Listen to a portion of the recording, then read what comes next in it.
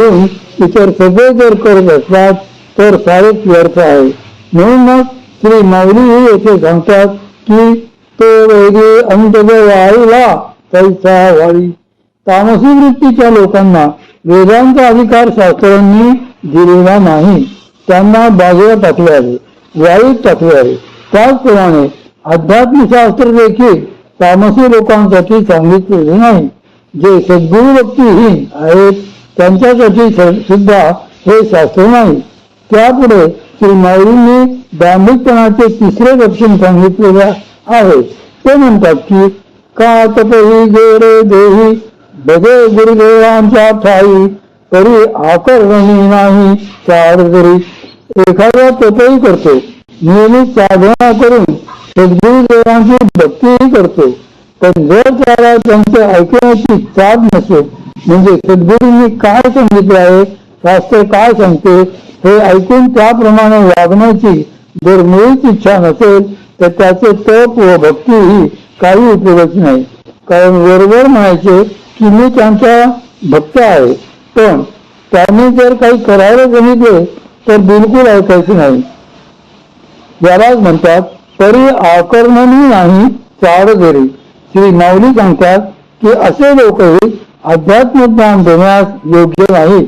ज्ञान जर मिळवायचे असेल तर सद्गुरूंच्या ऐकण्याचीही तयारी पाहिजे, तसेच त्यांनी सांगितल्याप्रमाणे वागलेही पाहिजे, नाहीतर सारेच व्यर्थ. जो तप करतो आणि सद्गुरूंची भक्तीही करतो, पण या दोन्ही गोष्टी करीत असूनही जो सद्गुरूंनी सांगितलेला ऐकत नाही त्यालाही दांभिक आणि परमार्थाचा अनधिकारी असेच म्हटलेले आहे. का तर त्याची सद्गुरु चरणी निसंशय शरणागती नाही. म्हणून सद्गुरूंचे वचन न ऐकणे, त्याप्रमाणे न वागणे याचा अर्थच त्यांच्यावर विश्वास नसणे, रहित शरणागती नसणे असा होतो. त्यामुळे तर त्याचे ऐकावेसे वाटत नाही. ज्या मनुष्याला गीता किंवा अध्यात्मशास्त्र ऐकण्यात रस नसेल त्याला हे अध्यात्म ज्ञान सांगू नये. श्री संत तुकाराम महाराज या संदर्भात त्यांच्या एका अभंगात असे म्हणतात की सर्व काळ सेवा सद्गुरूचा धन वचनाचे मान देत जाय देत जाय सर्व आपुले घरीचे गुरु गंभीराचे ठाये करी. ज्याला आत्मज्ञानाची इच्छा असेल त्याने सर्व काळ नियमाने सद्गुरु सेवा आणि साधना करीत जावी. सद्गुरूंच्या वचनाला शिरोधार्य मानून तसे आचरण ठेवीत जावे. आपल्या सर्व वृत्ती आपले सर्व भाव त्यांना शरण जाऊन त्यांच्या श्रीचरणी ठेवावे. त्यांची प्रसन्नता प्राप्त करून घेऊन त्यांनी अनुभवलेले आत्मसुख जाणून घ्यावे. पुढे दांभिकपणाचे चौथे लक्षण श्री माऊलींनी असे सांगितले आहे की एखादा जरी सद्गुरूंचे ऐकत असेल पण त्यांच्या पश्चात त्यांची निंदा करत असेल तर त्यालाही गीता म्हणजे अध्यात्मशास्त्र सांगू नये. त्याकरता श्री माऊलींनी एक सुंदर दृष्टांत दिलेला आहे. मुक्ता भरतैसे हो परी मुख नसे तर गुण प्रवेशे तेथ काही. एखादा उत्तम असा अतिशय सुंदर मोती जर आपल्याला धारण करायचा असेल पण जर त्या मोत्याला छिद्रच नसेल तर मग आपण त्यात दोरा ओढणार तरी कसा आणि तो मोती अंगावर धारण करणार तरी कसा. कपाळावर चिकटून तर मोती धारण करता येणार नाही ना. त्याचप्रमाणे येथे जो तप म्हणजे साधना करणारा आहे, सद्गुरु भक्ती करणारा आहे, त्याने जर आपली श्रवणद्वारच बंद करून ठेवली तर अध्यात्मशास्त्र त्याला समजणार नाही. समजणार तरी कसे, ते त्याच्या हृदयात उतरणार तरी कसे. चार असेल त्यालाच द्यावे. सद्गुरु श्री माऊलींनी पुढे आणखी एक बहारीचा दृष्टांत दिलेला आहे की सागर गंभीर होय हे कोण ना म्हणत आहे तरी वृष्टी वाया जावे जावी तेथ. समुद्र फार खोल असतो, गंभीर असतो नाही कोण म्हणतो, पण समुद्रावर पडलेला सगळा पाऊस वाया जातो. त्या पावसाच्या पाण्याचा ना धड पिकांना उपयोग होतो ना धड पिण्यासाठी. त्याचप्रमाणे मी साधना करतो, माझ्यापाशी सद्गुरु भक्ती आहे असे म्हणूनही जो सद्गुरूंचे ऐकत नाही त्याचाही अध्यात्मशास्त्रात प्रवेश होऊ शकत नाही.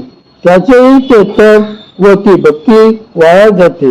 यासाठी आणखीही एक दृष्टांत श्री माऊली पुढे देतात की धावियावे अन्न सुयावे नव जे वाया धावावे ते आरती काम करावे उदारपण. एखादा जर त्याच्या घरूनच पोटभर जेवून आलेला असेल आणि आपण जर त्याला आग्रह केला की अहो जरा 2 घास खा तर तो नाही असेच म्हणतो.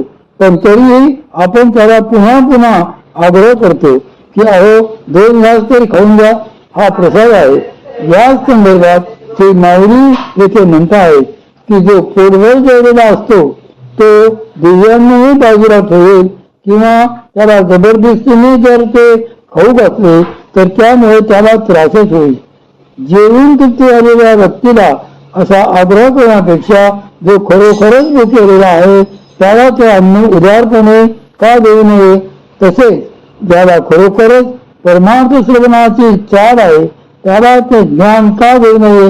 ज्याला काही ऐकायचेच नाही त्याला सद्गुरूंनी तरी ब्रह्मज्ञान कसे अति सांगावे. अहंकाराचा अडथळा. श्री माऊली सांगतात की जेथे जे योग्य असेल तेच तेथे द्यावे. जसे रूपाचा ज्ञान देवा गोडवे काही पैमा जेथ जे माने ते फा तेथेची येगा. रूपाची चांगली ज्ञान असणारा कोण तर देवा.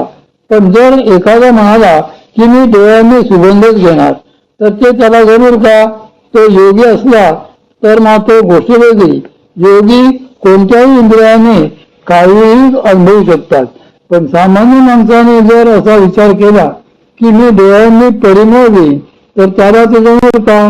म्हणून श्री भगवंत पुढे असे सांगतात की मनोनी तपी भक्ती पहावे ते सुप्रजापती भद्रापती परी शास्त्र श्रवणी अनासक्ती वाळावेची. ते काही जणांच्या ठिकाणी तप असते, भक्ती असते, पण जर का शास्त्र श्रवण करण्याच्या बाबतीत ते अनासक्त असतील तर त्यांना बाजूला टाकावे.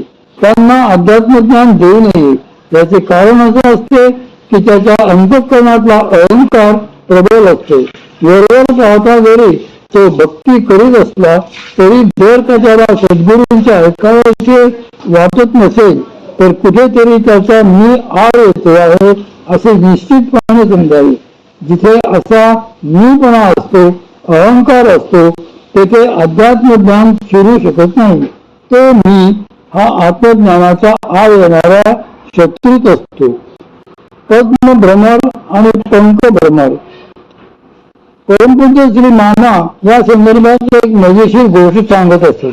भ्रमर म्हणजे भुंगे हे 2 प्रकारचे असतात. एक पद्म भ्रमर आणि दुसरे पंख भ्रमर. जे कमळावर बसतात ते पद्म भ्रमर आणि जे शेणावर बसतात, चिखलात बसतात ते पंख भ्रमर. कमळावरचे भुंगे हे कमळातला पराग सेवन करतात व शेणावरचे भुंगे हे शेण सेवन करतात. हे दोन्ही भुंगे खरे म्हणजे जातबाई. एकदा त्या दोन्ही प्रकारच्या भुंग्यांची परस्पर भेट झाली. पंख भ्रमरांकडून त्यांची दैनंदिनी ऐकल्यावर कमळावरच्या भुंग्यांना वाईट वाटू लागले की आपण एवढा चांगला मधुर खाऊ खातो पण आपले हे बांधव हे कुठलीतरी घाण खातात. म्हणून मग त्यांनी शेजारच्या भुंग्यांना प्रेमाने निमंत्रण दिले की तुम्ही आमच्याकडे पाहुणे म्हणून या. या गावाच्या शेजारी जे तळे आहे त्यात कमळे उगवतात. तिथेच आम्ही राहतो व आम्हाला चांगला खाऊ मिळतो. तुम्ही तिथे आमच्याकडे मेजवानीसाठी या.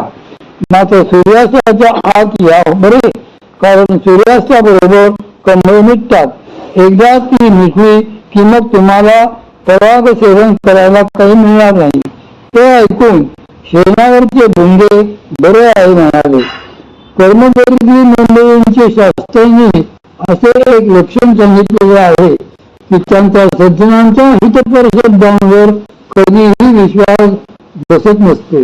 त्यामुळे शेणावरच्या भ्रमरांपैकी जे श्रेष्ठ कर्मदरिद्री होते त्यांनी त्या सगळ्या भ्रमरांची एक विशेष सभा घेतली. मग ते सगळ्या सभासदांना म्हणाले हे तज्ञ ब्रह्मर आपले जातभाई म्हणतात, पण आजपर्यंत यांनी कधी आपल्याला तोंड दाखवलेले होते का? बरं, आज आले इथे आले आणि थेट जेवणाचेच आमंत्रण देऊन गेले. त्यामुळे त्यांच्यावर विश्वास तरी कसा ठेवायचा, म्हणून आपण त्यांच्याकडे जाऊ, पण आपला खाऊ सुद्धा सोबत घेऊन जाऊ. नाहीतर आपण जर तेथे असेच रिकामे गेलो आणि त्यांनी ऐनवेळी जर असे सांगितले की सगळा पराग संपला, आता आम्ही तुम्हाला जेवायला काहीच देऊ शकत नाही, तर मग आपल्याला उपाशीपोटी बोंबलत परत यावे लागेल. त्यापेक्षा आपण आपली शिदोरी बरोबरच घेऊन जाऊ. दुसऱ्या दिवशी शिदोरी बरोबर घेण्याच्या नादात प्रत्येकाने निघायला उशीर केला. शेवटी एकदा ते सगळेजण आपापल्या तोंडात शेणाची गोळी घेऊन हळूहळू करीत त्या तळ्याजवळ पोचले. ते पद्मब्रह्मावर त्याचे वाटच बघत होते. ही मंडळी पोचता तेवढ्यात सूर्यास्त झाला. ते बघून कंबांवरचे